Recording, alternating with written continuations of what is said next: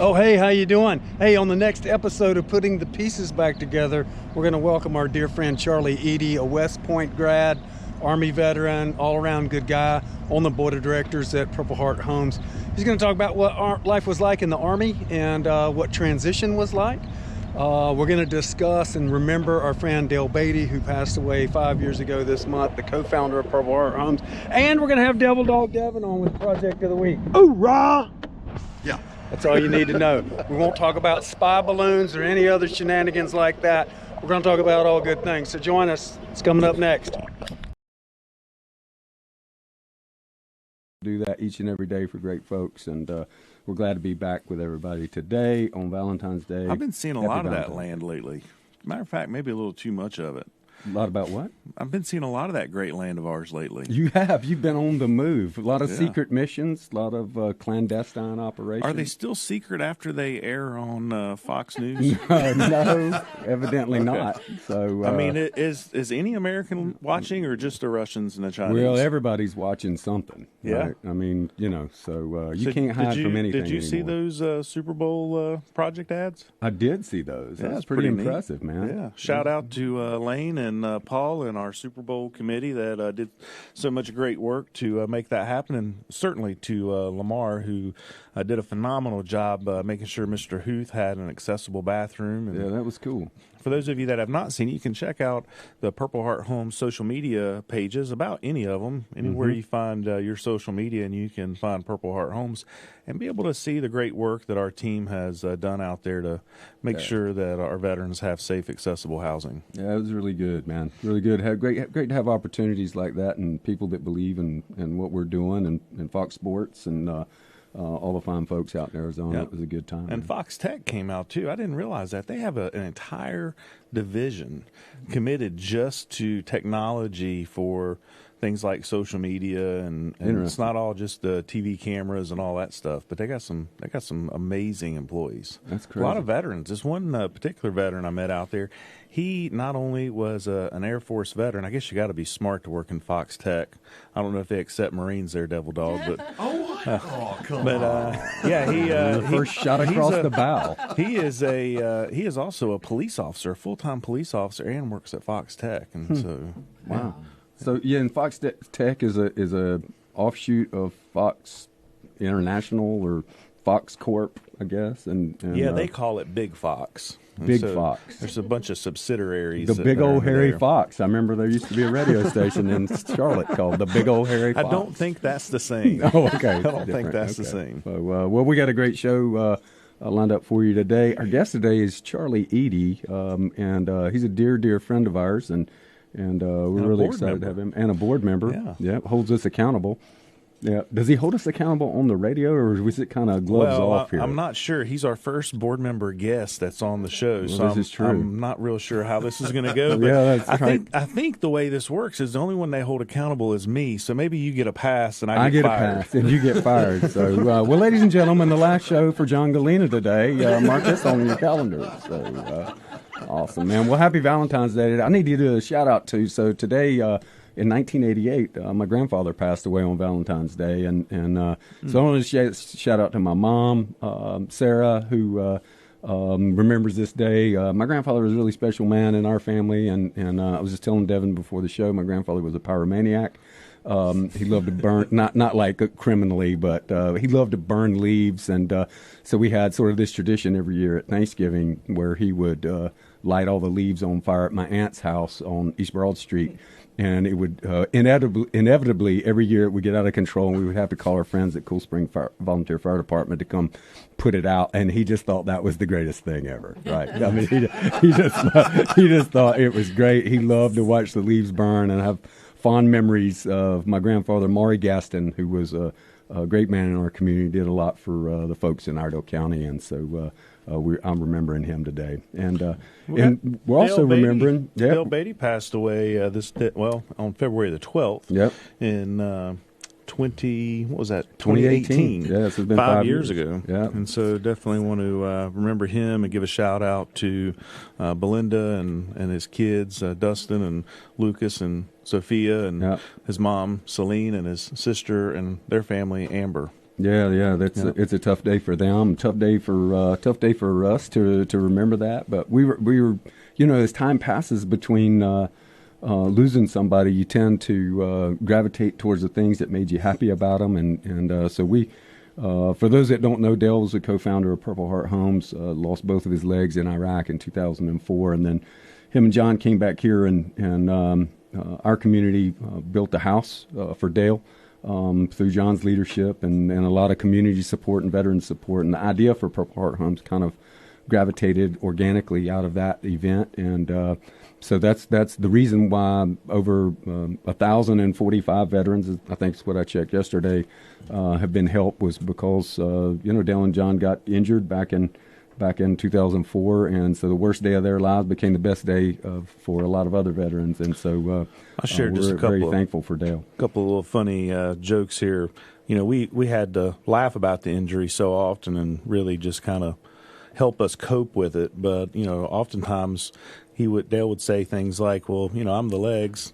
Stick a leg out and anybody will stop for me." And John, you're the brains. Right. And I never forget one particular event we went to in Connecticut. We were speaking at the State House, and we walked in, and our PR lady said, "There's Dale Beatty with no legs and John Gallina with no brains." There you go. There you go. So you get he's so funny. He came in my office one day. It wasn't long before he died, and he came in my office, and he had just gotten some new sleeves for where he was missing his legs, and he was putting those on, and he had a suit on because he had been to a funeral. This was actually the Friday before he passed away, and he sat in my office, and he looked at me and went, "Brad, I'm fat."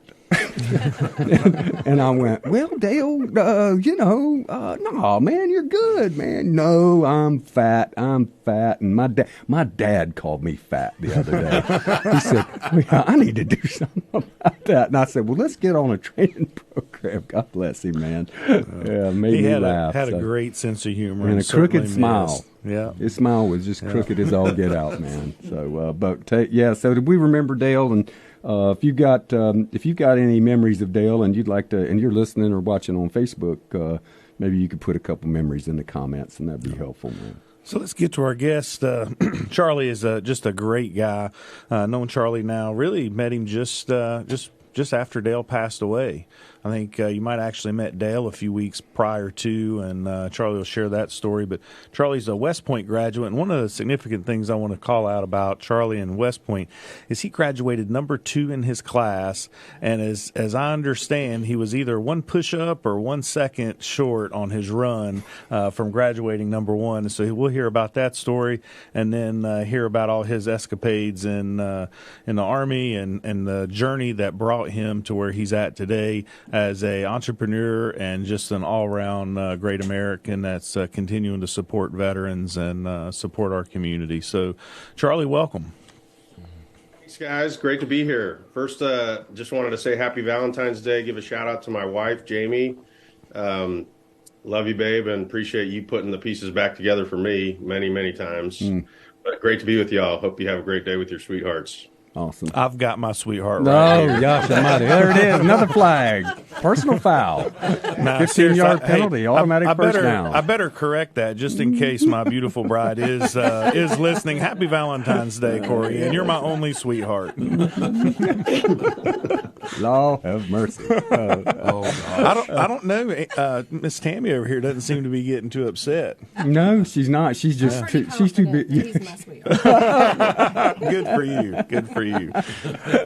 All right. Back to you, Charlie. Yeah. I've always wanted to say that.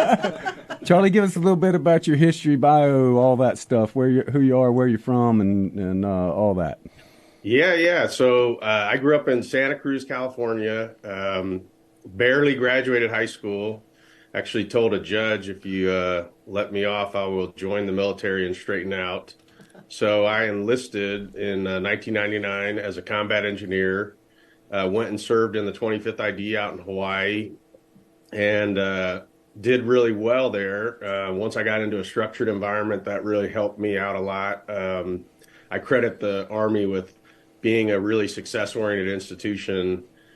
And so, I was Soldier of the Year and expert sapper and, hitting all the high points. And an officer named Tom Fear came up to me and said, "Hey, Eadie, I think you'd make a great officer. You should go to West Point."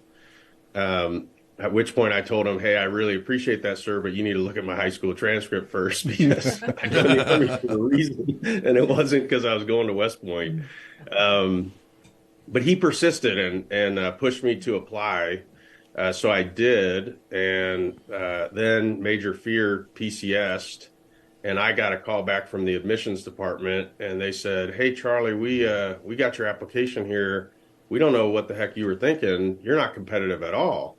And so I thought, wow, this is all a pipe dream. But I told them Major Fear had told me to apply, and so they told me that the only way I could get in was to go to prep school, and the only way to get into prep school was to retake my SATs, take 3 college classes, et cetera, et cetera. And I did all those things. And then I got a slot to go to Ranger School because I didn't think there was any chance, and I was just going to do 4 years and get out. So I just wanted to be the best I could be while I was in. I joined when it was be all you can be. Mm-hmm. So I called back to the admissions department and said, "Hey, I got a slot to go to Ranger School, and if I don't go straight through, I'm not going to make the report date for prep school." And they said, "Okay, well, just go ahead and go, and we'll figure it out." So I thought, again, this is all a pipe dream. There's no chance. And I went to Ranger School, went straight through, and in Florida phase, I got my letter that I got accepted to the prep school. And I will tell you that I cried. I couldn't believe that I was going to get a shot. And so, fortunately for me, I had been through Ranger School, Airborne School, Air Assault School, basic training, cadet candidate basic training, all before going to the military academy at West Point. And so, as you guys alluded to earlier, I did pretty well academically and overall. They tell you when you come in that your cadet performance score is going to be 55% academic, 30% military, and 15% physical. And the reality for me was I've got 45% of this in the bag. So I just went to college. And to your point earlier, yes, I was 3 seconds off generally on my run. And that's what kept me from getting into the top spot. But the guy that was in the top is just an absolute stud, and I respect the heck out of him. So anyway, after that, I commissioned, and I earned a Marshall Scholarship from the British government to go study in London for a couple years. So I went to London School of Economics and King's College London. And after that, I jumped on the first ticket I could to deploy to combat because I had been in behind a machine gun out in Hawaii when 9/11 happened. And so I'd watched a lot of my compadres deploy. And then I was in school, so I felt like this real need to go serve. So I went and I was a rifle PL in the 82nd and did that deployment, came back, was a aide to a general in Afghanistan. A month later, I jumped on a bird to Afghanistan, and I built my first startup in combat, a 52-person security detachment that I trained and equipped in combat, which started with 12 sailors, believe it or not. And then, I'll stop for a second because I'm going to tell you, that sounds like a three sailors walked into the bar type of joke. Yeah, that's right. Yeah. I started my first business with 12 sailors. We got to learn more about that. And so we're coming up on a break here. And so if you've missed any part of the show, you can certainly always go back and check us out on Spotify or iHeart Podcast, wherever you get your podcast at. And we're just thrilled to have our special guest here with us today, Charlie Eadie, West Point graduate, Marshall Scholarship recipient. Man, that's impressive. All around great American, doing some great things.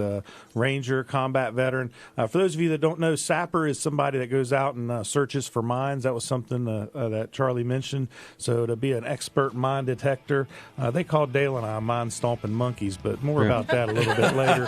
And you're listening to Putting the Pieces Back Together with Brad Borders and John Gallina, presented by Purple Heart Homes. Tune in to learn more and to hear from Devil Dog Devin.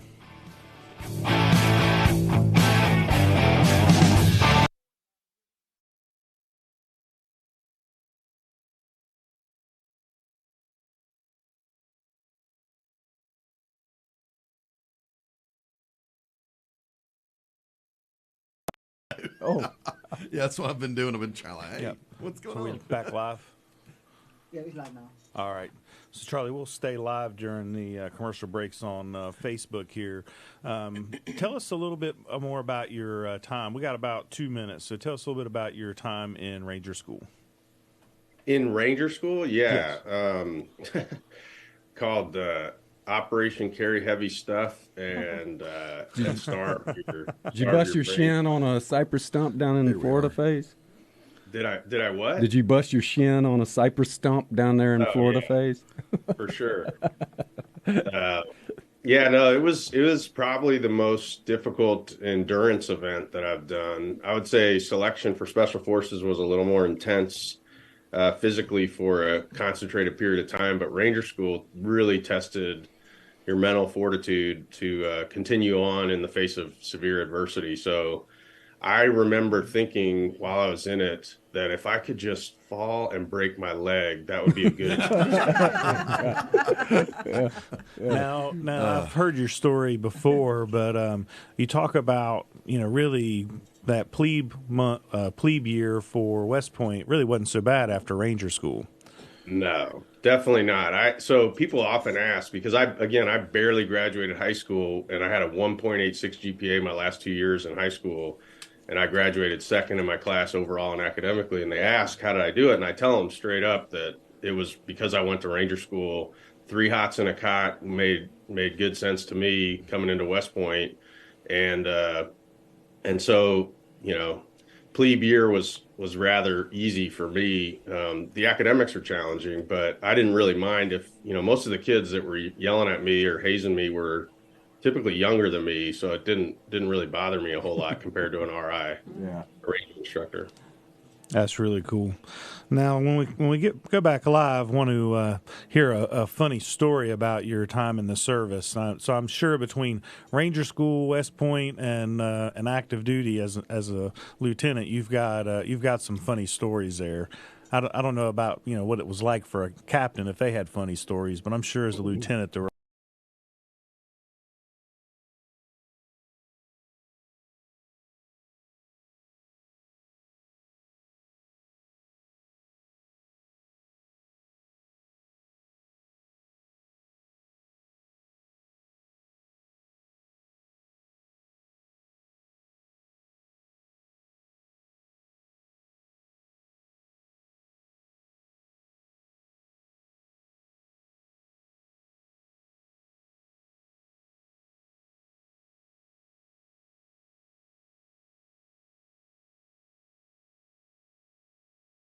Every week by Devlin McGregor, the Devil Dog himself, with the project of the week. Take it away, young man. Well, hello.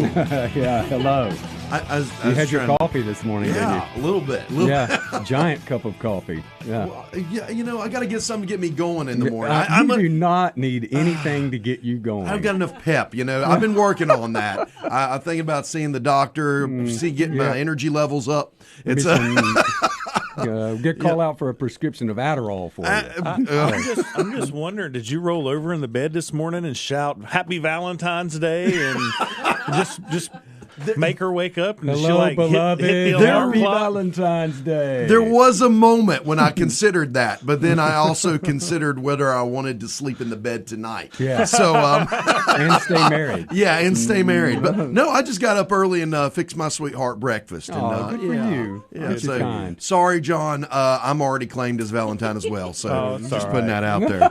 But there is something about you bald men that is just, well, Another flag on the play. That's, well, let's segue in. Isaiah's looked at me and said, "I got scruff up there. I'm safe." Moving on to the next thing. So we got a project of the week. So let's talk about this veteran right here in North Carolina, believe it or not. All right. Yeah, Miss Whiteside, she's living in an old home that her parents had built, log cabin style home, and the foundation was just built with like old rocks up, and she grew up there, and she just wanted she wants to live her last years in the same home that she has so many fond memories of. You were talking about fond memories earlier, and those things are important to us, especially as veterans. When we come back home, it's sometimes hard to have that's everything's changed. I remember when I came back, nothing was the same as it was when I left. So for her to be able to keep those memories alive through being in this home, and for us, Purple Heart Homes, to be a part of that is just so wonderful. And it's just something that we do every day here. But with this particular home, when they started getting into it, you're talking about a home on rocks. They started looking at the joists. There was no floor joists. There was 2x4s laid sideways. Yeah, and the roof, of course, needs some work, and the flooring, and the more we get into it, the more there is. But we committed to Miss Whiteside, and she's not just somebody who sits around herself. She's a volunteer in her own community. When she could get around better, she spent a lot of time working for Habitat. So if you ain't got a Valentine out there and you want to show your love to a veteran with their housing needs, you can help Miss Whiteside by going to phhusa.org. All right.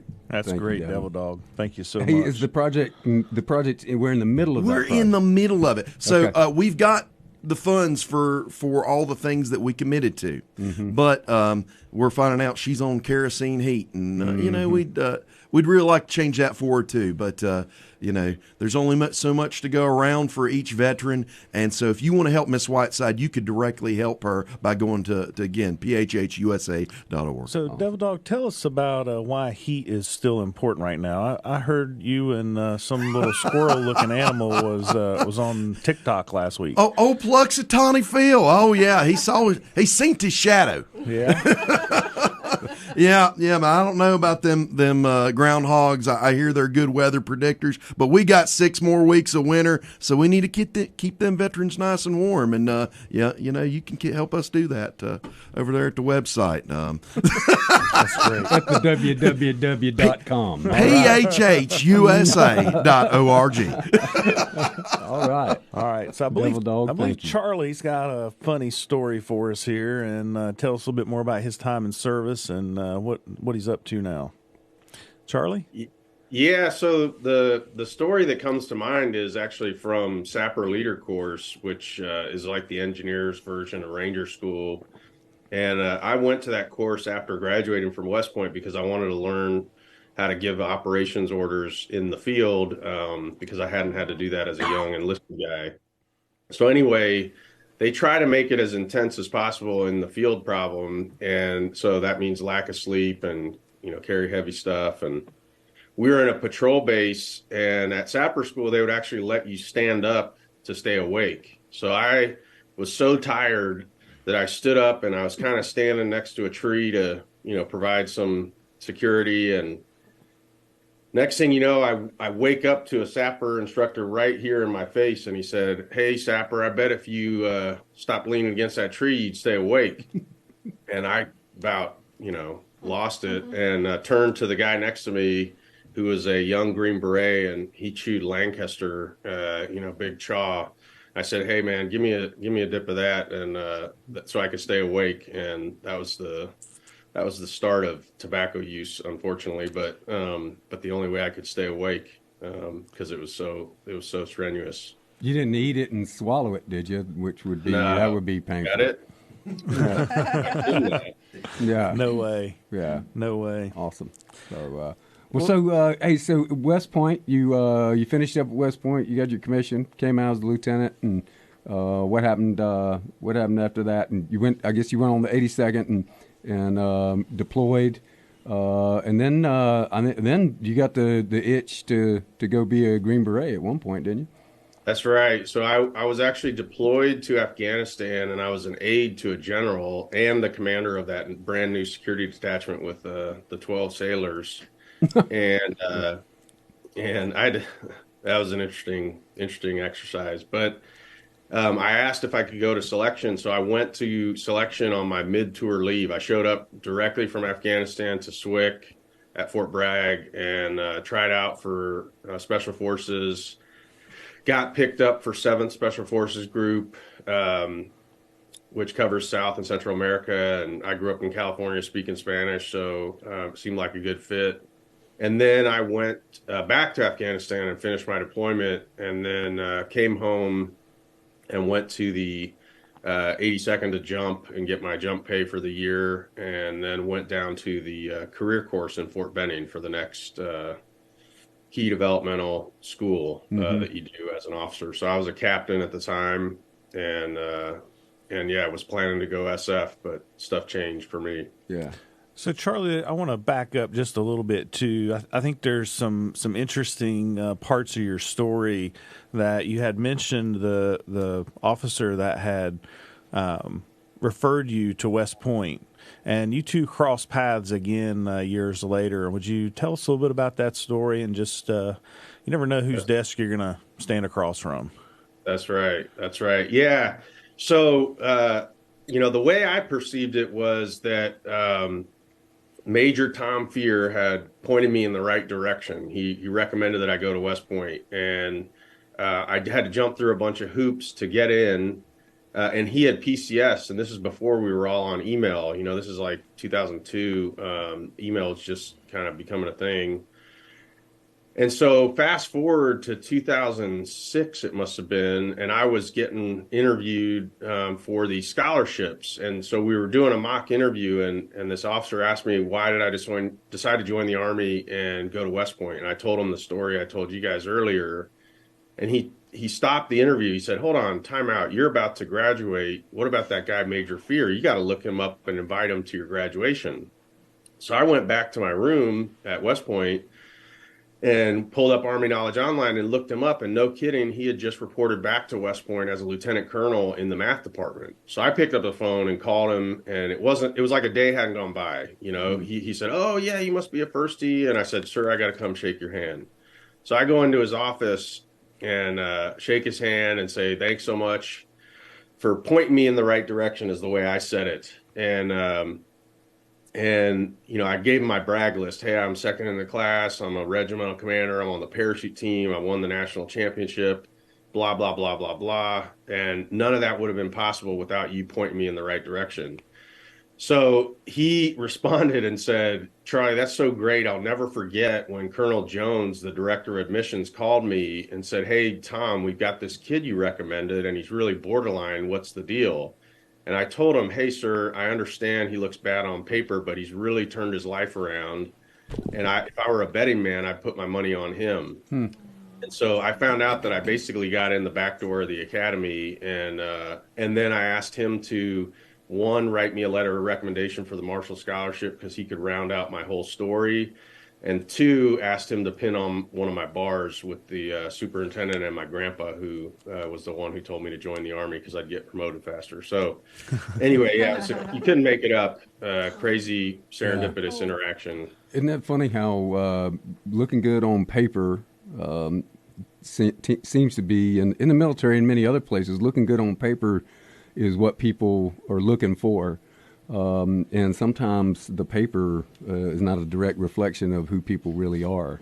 And I recognize it's important, but sometimes the whole story needs to be told, It's the heart of a lion, right? It's the heart and willingness to persevere and have the endurance and for sure, and see it through. And Charlie, that's what I've seen in you just countless times. And just knowing your story and it encourages me in so many different ways that, you go through all these different, these seemingly impossible schools where like very few percentage-wise graduate, whether it's Ranger School or West Point or selection and all these different aspects of life that you've accomplished and and achieved. It's just phenomenal.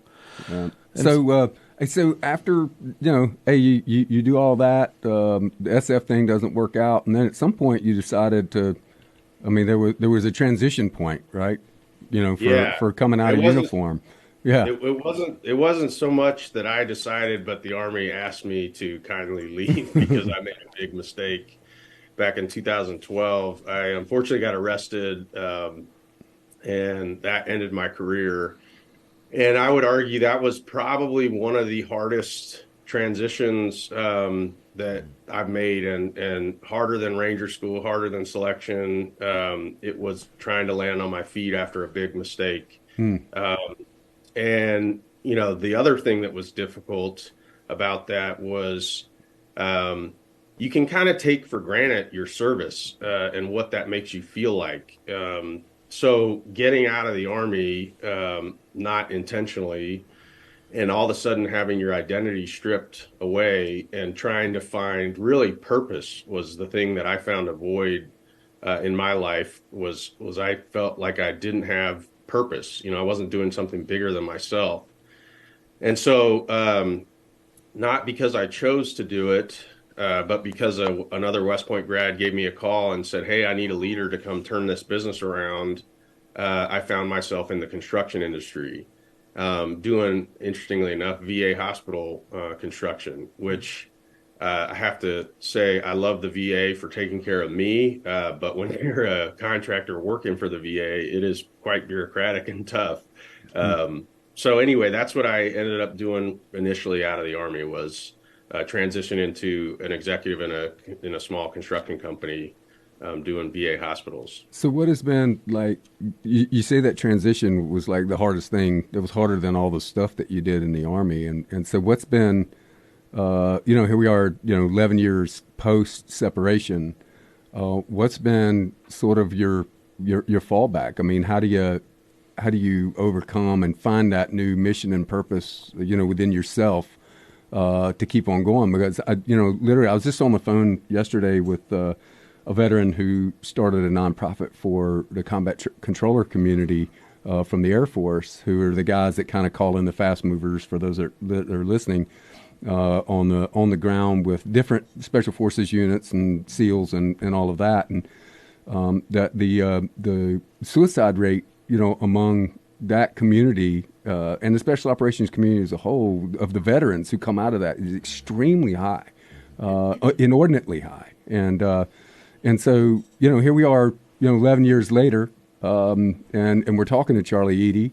I'm sure there were some points where things got dark for you, and how do you overcome that? How's Charlie overcome that?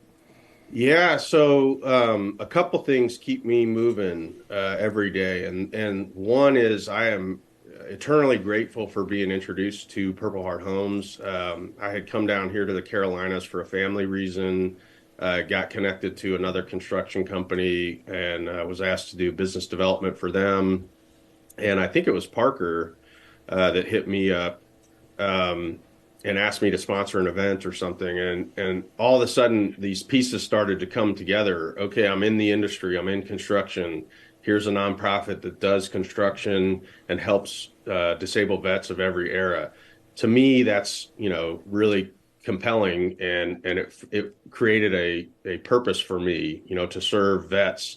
And particularly what I enjoy about Purple Heart Homes is that it's not just post 9/11 vets, because we get a lot of thank you for your service, but a lot of vets, like Vietnam era vets in particular, got spit on. So it gives me a lot of drive to continue to serve, and that's why I'm on the board of directors.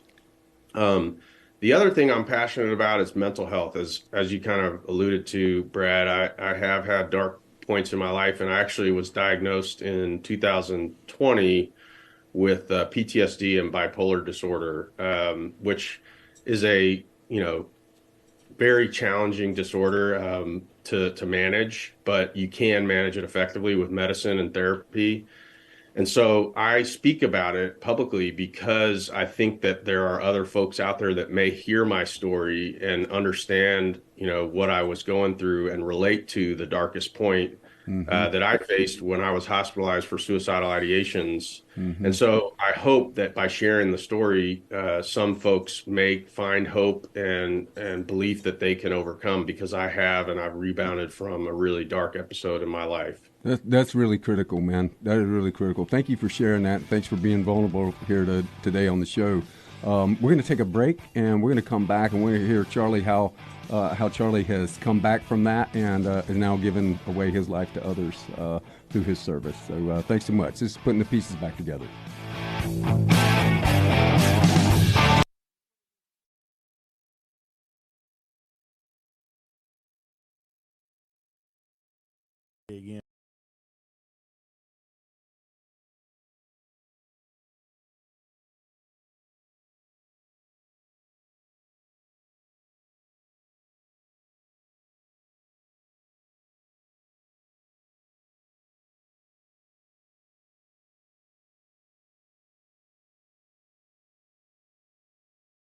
to overcome it and live life to its best and fullest in the face of adversity. I think that's really what it's about, and I just really appreciate your heart. Yeah, I do too, man. Thank you for I appreciate that. Yeah. Yeah. So tell us a little bit while we're on the break, and again, we're still live. Tell us a little bit about your family. Yeah, so I met my wife Jamie on April 18th, 2012, and I married her on May 18th, 2012. Oh, so she's a sweetheart wife. She is. When I used to not believe in the one, that you'll know. I thought that was all malarkey, and was proven wrong swiftly. And so I'm married to Jamie. We've been married for 10 years, coming up on 11. And I have two stepkids, Landon and Kylie. They're twins. They're 16 years old and driving. It's hard to believe. Wow, that must be tough. That's adversary in the max, right? Mm-hmm. I mean, I have a hard time with just one 16-year-old driving at a time. Yeah. Two must be tough. No, man, I can't imagine. Yeah. I have a hard time with a 27 and a 24-year-old driving around somewhere that I don't know about. Oh, yeah. So, yeah. Oh, I got that Life 360 where I can see everywhere they're driving. Oh, yeah. I'll tell you what, that makes it worse. Yeah, for sure. Yeah, growing up in the 70s, man, my parents, they never knew where we were. Yeah. I mean, never. I mean, if they knew, I don't know. I don't know. My mom she'd be in trauma therapy right now. At 84 years old, still having to go through trauma therapy. They might not have knew where I was going, but by the time I got home, they knew where I had been. Yeah, I always wondered how that worked. Yeah, they found out. Yeah, they found out. Had to pick you up at the jailhouse. Brad, I'm not as vulnerable here today. Let's Statute not talk about this. Statute of limitations is out, that's John. right. You can share with everybody. No, I'm trying to put on the macho image today. Let's not discuss those things. Oh my God! All right, we're going to go Sheriff back Campbell live here will in be about coming 10 looking seconds. for me. Yeah, that's right. Oh God! Yeah. Well, they got a show on here, so they'll be up soon. That's why I make sure to dart out of here really quick.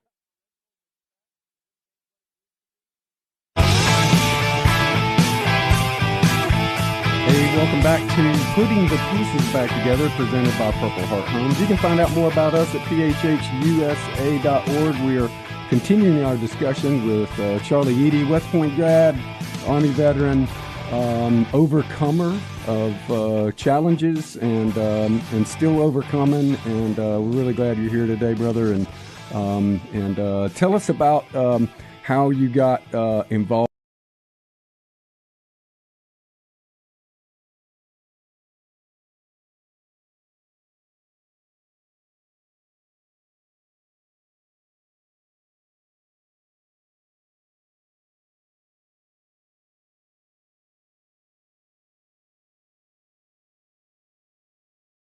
I think, if I recall correctly. Yep. And the mission really spoke to me. And so I was pretty frank and said, look, given my, career and the things I've discussed already, it would really help me professionally to be on the board, if that's a possibility. And so I just asked if it was possible to serve because I, felt really strongly about the mission. And, selfishly, I thought it would help me with my career progression and, building back from a pretty precipitous downfall in 2012. So this would have been, I want to say, 2018 maybe is when that's joined. when it was. Yeah. And it's been a joy. I mean, John really leads more than I think we lead him. We're just inspired by all of you guys and the work that you do. And so it's been a fun time. It's been awesome to see the organization grow and expand the impact. Frankly, I think this brand should be as big as, all the very notable VSOs that are out there. I think Purple Heart Homes belongs in that pack, and I'm excited to see us scale up. That's been a thrill to watch, and credit to all of you for executing it. So yeah, it's an awesome experience and really just a privilege and an honor and something that when I go to a ribbon cutting ceremony, I always thank the veteran in particular, not just for their service, but for the opportunity to continue to serve, right? Because it gives me ultimate fulfillment to be a part of that and see the impact like we saw on the Super Bowl with the veteran out in Phoenix. And that happens all over the United States now, which is great. So, Charlie, you mentioned earlier just this idea of, being passionate or, working on something that's bigger than yourself. And then you connect with Purple Heart Homes and you're really working on rebuilding your own personal life, your career, if you will. How has the work that you've done with Purple Heart Homes impacted you personally, not in the career sense, but just your ability to overcome and realize who you are and the value in yourself? Yeah, I think personally what is particularly great about serving with Purple Heart Homes is it's sort of this sense of accountability, right? Again, I can't fail you guys. I have to be present and I have to put out. And so it gives me a calling and a purpose, like I said. I think when you lack that direction and you're just working for folks trying to make money, and that seems to be all that there is to life, it can be a little depressing and unfulfilling. And so for me personally, I feel like I'm better. Like today will be a better day because I got to spend time with Purple Heart Homes. It's always a better day when I'm doing something related to Purple Heart Homes. Can you, you mentioned ribbon cut and mission complete ceremonies. Is there one that, I know you've been to several of them, right? And you've been to a bunch of our events because you don't live too far away from us, but was there one veteran that we served that kind of sticks out in your mind that you got to meet and somebody that had an impact on you? I mean, the one ceremony that really sticks out to me is the one where the Charlotte Hornets gave us a donation, and we were able to be on the radio and I think TV as well. And that's just because my memory fails me on the other ones. But every vet, that you get to meet at a ribbon cutting ceremony is an inspiration because you get to see and feel that brotherhood again, and that love for each other that oftentimes you miss when you're out here. The sense of camaraderie is not as deep on the civilian side, at least in my experience, compared to being in the military. And so I what's really humbling is for, seeing a vet like the one we did with the Hornets, and I'm forgetting his name right now, but when they come up to you and they're so grateful and gracious about, the help that they've received. And really, I can't help but stop and say thank you because this is actually helping me, in my journey. Yeah, that was a really cool day. The Hornets brought they had this huge bus, this giant like Hornets bus, right? I mean, I guess it was the team bus, but they brought this, into this neighborhood that buses don't belong in, and there were cars parked on either side, and they had to go a half a mile down into this neighborhood, and all of these kids that worked for the Hornets spilled out of this thing, and none of them had ever done. They didn't have a callus one between 20 of them. I mean, none of them. They were all using moisturizer on their hands, but it was really cool. I mean, and that's the great thing about is coalescing community involvement and watching those young people that were used to doing social media and stuff in the office and sitting in front of a computer and getting out and grabbing a screw gun and helping us build a ramp, and they actually learned some things that day. But to see the effect on that community of people, and then to see the effect on that veteran, and then Michael Jordan's brother came out, who's Command Sergeant Major. Command Sergeant Major, yeah. And then now I'm just curious, was he out yelling at people to get off the grass? He was not that day, but I imagine there was one time he did that. Then he didn't make everybody wear safety belts. No, yeah. Remember wearing a PT belt in a combat zone? I just thought that was odd. See me? Why am I wearing it? Yeah. Why am I wearing this? I'm drawing attention to myself. I'm being safe right now. Don't shoot at me. Yeah. I had a friend of mine that made fun of all the PT belt things. So what he did is he took 3 of them and he fashioned them like bandoleros across his body, and then another one around his waist, and went running in his uniform around Bob Spiker. So that was pretty impressive. My. Yeah, So, that was a great event, Charlie. And I remember, I wasn't able to be at that event, and you were gracious to go and represent and lead the ceremony there and whatnot with the veteran. And I remember you calling me after that event with just the amount of excitement to be able to experience that and to share the story of just how much it meant for the veteran. And that's really cool, and that's what it's all about, right? That's the idea, is to let the veteran know how much we appreciate them. Yeah, it's not to go out and celebrate our success; it's to celebrate their service. yeah. And that's great. Hey, Charlie, hey, look down the road 10 years, man. Where do you want to be? Where do you think? What's your involvement in Purple Heart Homes 10 years from now? Where do you want us to be as an organization? Because it's us, it's you, us, me, John, our whole community. Where do you want us to be, and where do you want you to be?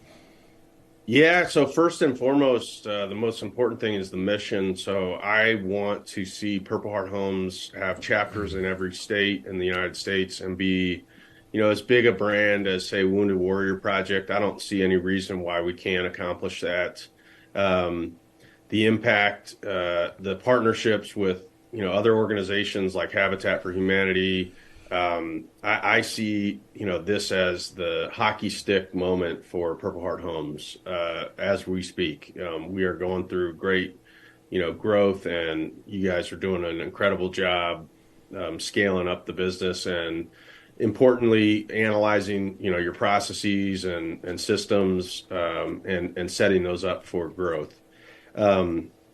As it relates to me, I'm just launching a venture capital fund with 2 other West Point grads, and in particular, because of my mental health journey and struggles, part of our investment thesis is to invest in mental health and social impacts startups. Mm-hmm. So in 10 years, I see some of those startups being, at an IPO, initial public offering, or strategic acquisition.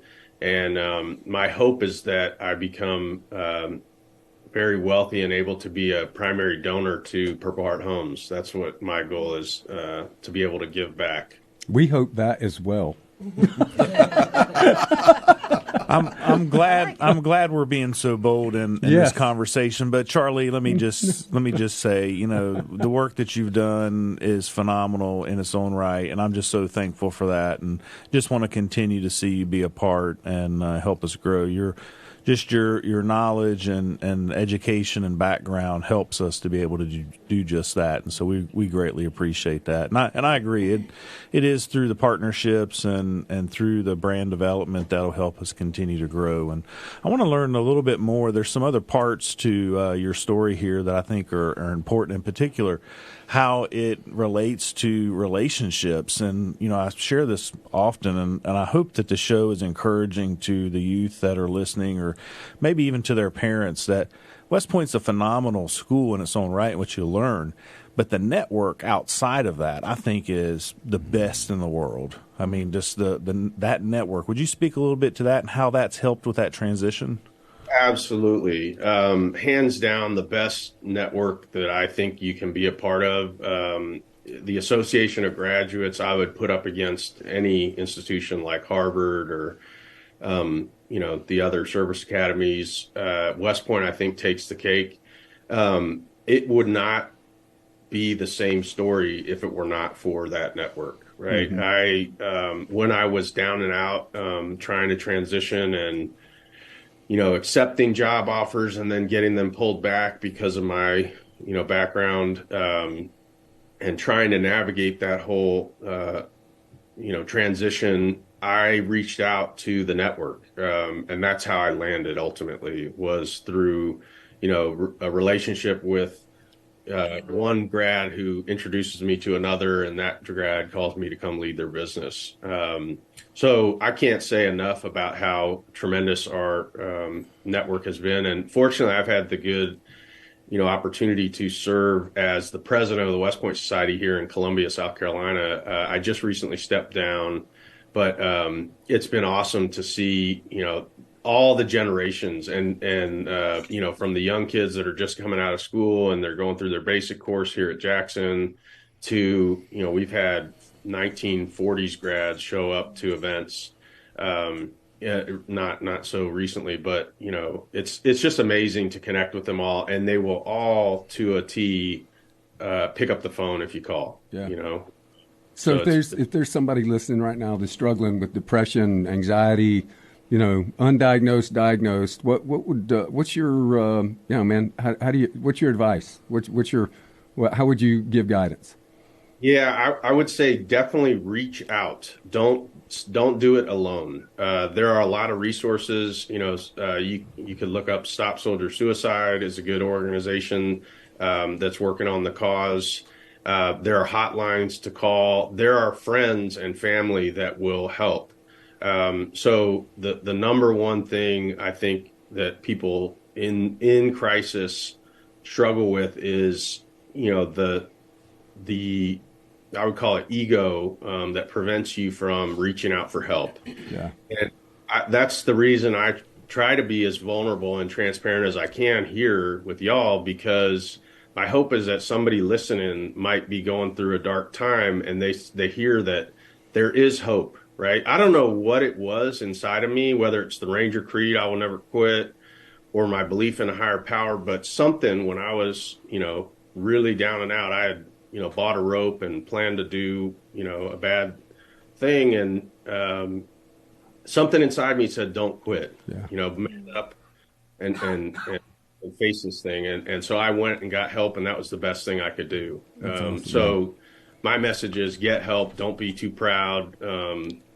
We all love you. Yep. And let's give just a little shout out there to the Big Red Barn. We've got about 2 minutes here before we close. Tell us about that. Yeah, so I had the great fortune of connecting with retired Command Sergeant Major Lamont Christian, thanks to, again, a West Pointer, Dan Beatty, who was the immediate past president of the West Point Society. And he kept in touch with me when I was going through an epic manic episode where I lost my job. I was essentially homeless and suicidal. And he said, hey, you need to connect with Sergeant Major Christian and talk to him about the Red Barn. And so I did, and they accepted me into their Warrior Path program, which is a 7-day on-site program where you learn about wellness practices. The one in particular that I think that was most powerful was transcendental meditation. Mm-hmm. The key point is you come together as brothers in a small group and you process trauma. And it's called post-traumatic growth is what you're aiming to achieve. So I have noticed, by the way, that, I lost it all in 2012 and had to build back up from that. And then I lost it all again in 2020. And the second iteration, as they say, practice makes perfect. I have come back a lot faster and stronger this time. Mm-hmm. And I credit, the Big Red Barn and Warrior Path with setting the foundation for me. It wasn't easy. It's a process, but I highly recommend that anybody going through a tough time, look up Wounded Warrior Project, look up Warrior Path, because they have them in various states. And so the key to that, Charlie, as you said, is to reach out to others. And we're coming up to wrap here, so Brad, close us out. Yep. Thanks for being with us, Charlie. We'll see you next week. We got a great show coming up next week. We'll announce our guest on social media. So thanks so much, everybody.